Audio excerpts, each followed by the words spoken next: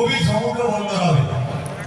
তো যারা ওখানকার বিশেষজ্ঞ, যারা স্থানীয় মানুষ, তাদের কাছে জেনে দেখবেন শঙ্করপুর কখনো বন্দর হওয়ার উপযুক্ত নাব্যতা গভীরতা তার নেই।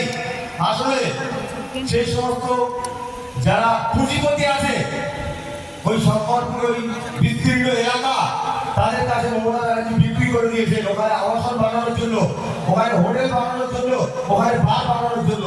আর কুলপি থেকে বন্দরটা সরিয়ে নিয়ে গেছে। তাহলে কুলপি বিদেশি কিনা? মমতা ব্যানার্জি কুলপি বিদেশি তো? কুলপি এই বিধানসভায় প্রচুর লোকশিল্পী আছে, বিশেষ করে গাজন শিল্পী। তো এই গাজন শিল্পীদের জন্য মমতা ব্যানার্জি কি ভেবেছেন আমি প্রশ্ন করতে চাই। তিনি তো সিরিয়ালে যারা মুখ দেখান তাদের নিয়ে খুব নাচানাচি করেন, তাদেরকে প্রার্থী বানান।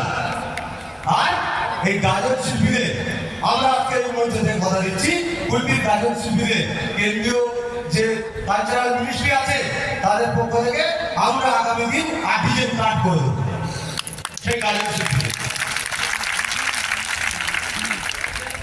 আজকে কুলপির বিধায়ক কিলাম সকালে কি বলে যোগদা, তার যোগদা তো মন খারাপ, খুব মন খারাপ। তো কারণ তিনি এই লোকসভার প্রার্থী হওয়ার প্রত্যাশী ছিলেন, বিশেষ করে তিনি সিনিয়র লিডার মমতা ব্যানার্জির আশীর্বাদ ধন্যবাদ।